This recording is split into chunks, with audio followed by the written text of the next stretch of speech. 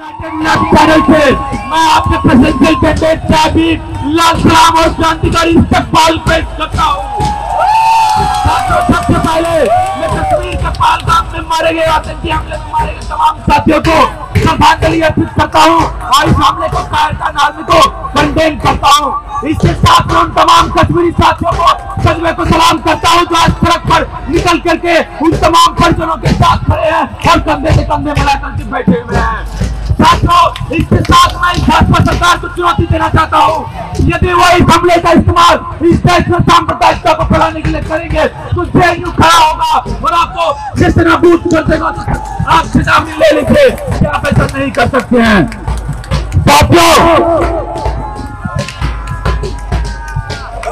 साथियों, पिछले कई दिनों से जारी हिंसा के बावजूद इस जेएनयू के कलेक्टिव स्पिरिट ने इस बात को साबित किया है कि आज हमारे और आपके इस कैंपस से चुनाव होने के लिए जा रहा है।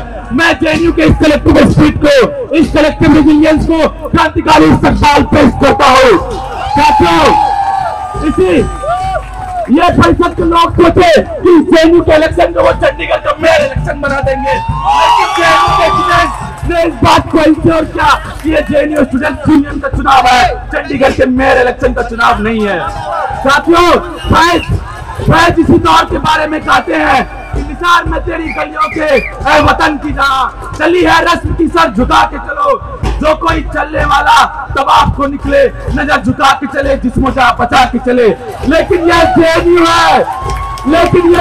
है जो आपके हाथ में हाथ कर बात करेगा और ये बोलेगा कि लाख तलवारें भी हो हमारे गर्दन की तरफ, हमें झुकने आता ही नहीं है तो झुके कैसे।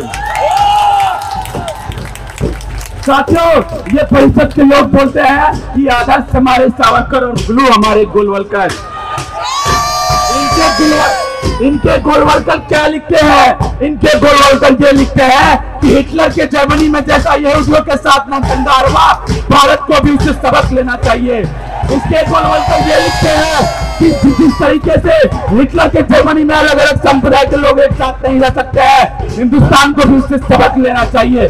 साथियों, हम कह देना चाहते हैं कि हम बाबा साहब अम्बेडकर, भगत सिंह, लेनिन, सावित्रीबाई फुले, फातिमा शेख के वंशज है और यहाँ पे अलग अलग देश, अलग अलग संप्रदाय, अलग अलग पहनावे, अलग अलग बोली भाषा के लोग एक साथ रहेंगे और आपके इस विचारधारा को हम नहीं मानेंगे।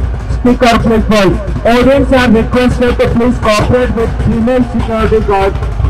Audience are requested to please cooperate. साथियों, आज हम देख रहे हैं कि फासीवाद अपनी चरम स्थिति पर है, जहाँ पे वक्फ अमेंडमेंट कानून ला करके मुसलमानों की जमीनों को छीना जा रहा है, जहाँ पे सीएनआरसी कानून ला करके नागरिकता पे सवाल किया जा रहा है, जहाँ पे हम देख रहे हैं कि पार्लियामेंट के अंदर अपोजिशन को ये बोला जा रहा है कि अपने दिल झुका करके बात करिए, लेकिन वही जब हमारे अम्बेडकर का अपमान करते हैं तो उन पर कोई कार्रवाई नहीं होती है।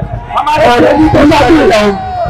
ट्रेनिंग के साथ ही अपनी फातिमा के घर को बुलडोज किया जाता है, जहाँ पे चारों तरफ मुसलमानों की लिंचिंग की जा रही है, जहाँ पे चारों तरफ मुसलमानों की लिंचिंग की जा रही है। पहलू खान से लेकर के पहलू खान, सबीर मलिक, तबरेज अंसारी और तमाम अनगिनत मुसलमान भाइयों को लिंचिंग करके मारा जा रहा है।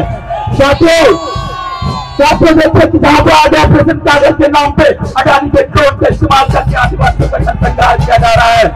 उस बीच में इस मंच से मैं कमेंट कर आपको याद करना चाहता हूँ कि 2002 में कहा था कि बाबरी मस्जिद का डेमोलिशन फासीवाद का एक नया चरम खोल रहा है इस देश में, जहाँ पे बाबा साहब अम्बेडकर ने कहा था कि यदि इस देश में हिंदू राज आता है तो ये सबसे बड़े खतरा है। लेकिन आज हमारे कुछ बच्चे हुए वामपंथी साथियों को फासीवाद नहीं सजा रहा है, नहीं आता है।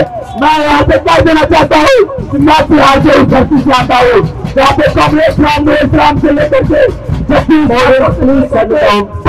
प्रसाद से लेकर के कांग्रेस शत्रु की विरासत में हमें सिखाया है कि कैसे हम हाथ में कंधे पर लाल झंडा लेकर के इस फासीवादी ताकतों को नेस्तनाबूद कर सकते हैं, उसे खत्म कर सकते हैं। साथियों, आप इनसे आकर राम माधव प्रदेश जाते हैं और ये बोलते हैं कि हमने एनईपी लाया है और ये बोलते हैं कि एनईपी से हम कंजर्वेटिज्म के वैल्यूज को फीड करेंगे। अरे कौन सा कंजर्वेटिज्म? वो कंजर्वेटिज्म जो देश में जातिवाद फैलाता है, या वो कंजर्वेटिज्म इस देश में महिलाओं को घरों से नहीं निकलने देता है, या फिर वो कंजर्वेटिज्म जो मनुस्मृति को सैंक्शन करता है, जिसने ये निकाल दिया है किसी भी यदि वेद होते हैं तो जीभ काट लिया जाए और यदि शुद्ध वेद को सुनते हैं तो उसके कान में शीशे डाल दिया जाए।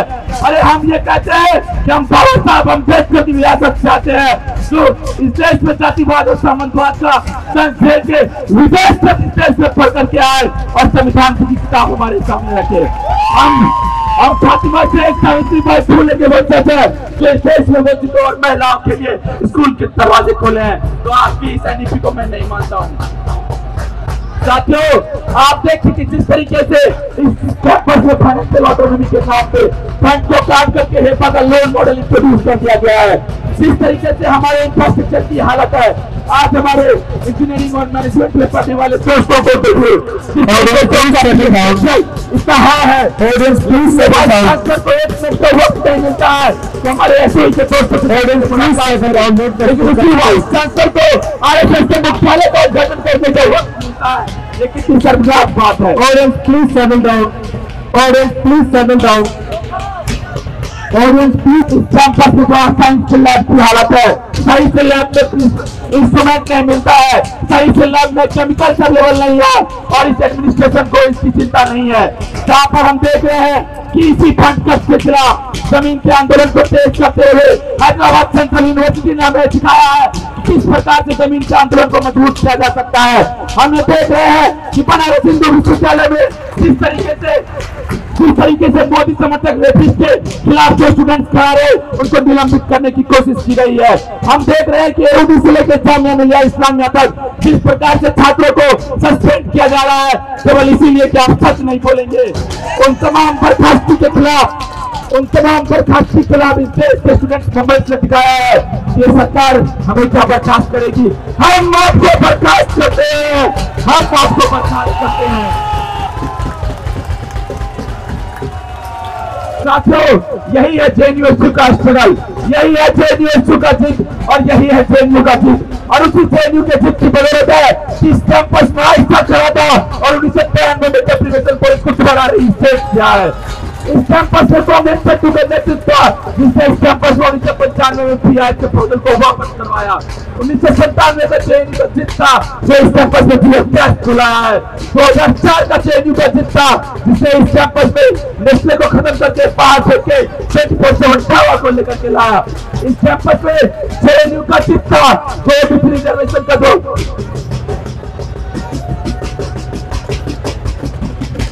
Audience, please settle down. Audience. ये जेएनयू का जिद था साथियों कि 2007 में जिस तरीके से ओबीसी रिजर्वेशन को डाइल्यूट करने की कोशिश की गई, कुछ संगठन खड़े थे जो ये बोल रहे थे कि ओबीसी रिजर्वेशन का डाइल्यूशन नहीं है, सीट कट है। आज साफ खड़ा होकर के यहाँ पे बोला था कि ये सीट कट नहीं, रिजर्वेशन है और ओबीसी रिजर्वेशन इस कैंपस में लागू हुआ। जब इस कैंपस में 100% अटेंडेंस की पॉलिसी लाई गई, जब इस कैंपस में 100% अटेंडेंस की पॉलिसी लाई गई तो जेएनयू का जिद था जो उसको वापस करवाया। जब इस कैंपस में 2019 में फ्री एक्ट लाने की कोशिश की गई तो जेएनयू का जिद था जो फ्री एक्ट के प्रोजेक्ट को वापस करवाया। और इसी जेएनयू के जिद का एक प्रतिबिंब बनकर मैं आपके सामने खड़ा हूं और आप सभी लोगों से अपील करता हूं। साथियों, आने वाले जेएनयू का जो विजन होगा वो विजन यही होगा कि इस कैंपस में जिस तरीके से आप देखेंगे पिछले साल 16 दिनों के भूख हड़ताल के बाद इस कैंपस को एडमिनिस्ट्रेशन को ये बात मानना पड़ा कि पश्चिमाबाद में रोड का इंफ्रास्ट्रक्चर तैयार होगा। इस कैंपस में administration Audience, please settle down. Audience, please settle down. चुनाव होगा। इस कैंपस में भूख हड़ताल के बरात को करवाने की लड़ाई शुरू हुई थी। भूख हड़ताल के बाद इस कैंपस में बरात की लड़ाई को करवाने की लड़ाई को मुकम्मल किया गया है। आने वाले जेएनयू में हम इस बात को इंश्योर करेंगे कि जिस तरीके से टीचर मनोरंजन ला करके को वापस किया जाएगा, इस कैंपस से PSF को दोबारा रजिस्ट्रेट किया जाएगा, इस कैंपस से JNU को दोबारा लाने के लिए एक्सपेरिमेंट किया जाएगा, मानव को खत्म कर दिया जाए, उसके लिए मुकम्मल लड़ाई लड़ी जाएगी। जो महिलाएं इस कैंपस से करती है उसको जिंदगी को लाभ नहीं किया जाता है, इंश्योर किया जाएगा कि उसको कम से कम दूसरे साल तक इस कैंपस से जिंदगी को अलॉटमेंट मिलेगा। आने वाले ट्रेनियों से इस बात को इंश्योर करेगा कि इस कैंपस में यह 1000 फीट वाला रीडिंग रूम खोला जाएगा जो पूरे ट्रेनिंग को मिलेगा। साथियों आज ट्रेनिंग की तरफ पूरे देश के लोग एक बहुत ही उम्मीद नजर से देख रहे हैं। आज इस कैंपस में यदि यूनाइटेड लेफ्ट पैनल की जीत होती है तो इस कैंपस में 16 मुसलमानों को ये लगा करके इस्लामिक जिहादी बोल करके बंद कर दिया गया है। ये इनकी जीत होगी। अगर यूनाइटेड लेफ्ट पैनल की जीत होती है तो मणिपुर में संघर्ष कर रहे हमारे साथियों की जीत होगी, कश्मीर में संघर्ष कर रहे हमारे साथियों की जीत होगी, और हमारे तमाम आदिवासी साथियों की जीत होगी। पुलिस स्थापन की मार झेल रहा है तो फेक न्यूज के खिलाफ किसानों के संघर्ष की जीत होगी।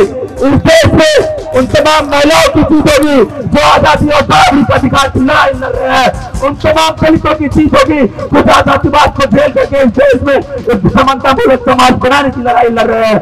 आप सभी लोगों से अपील है कि आज ABVP इस यूनाइटेड लेफ्ट पैनल से इतना डरा हुआ है कि मेरे नाम का एक डमी कैंडिडेट उतार दिया है। साथियों आपको इस बात को इंश्योर करना होगा, उसके डर को आप साबित कीजिए। जब 25 तारीख को आप वोट करने के लिए जाइएगा सोच समझ से वोट कीजिएगा। मेरा नाम Nitish Kumar PhD, presidential post candidate, vice president से कांग्रेस मनीषा, जनरल सेक्रेटरी से कांग्रेस मुखिया और जॉइंट सेक्रेटरी से कांग्रेस नरेश को वोट करिएगा। एक strong stable United left panel को जिताइएगा और और उसकी लीगेसी को कैरी फॉरवर्ड कीजिएगा। एक बार मैं दोबारा कह देना चाहता हूँ कि ABVP के लोग इसका मेरे नाम पर कभी खा दिया है। मेरा नाम पहले नीतीश कुमार PhD होगा। पूरे पैनल को वोट करिएगा और JNU के संघर्ष की विरासत को जिंदा रखिएगा। शुक्रिया। इंकलाब जिंदाबाद।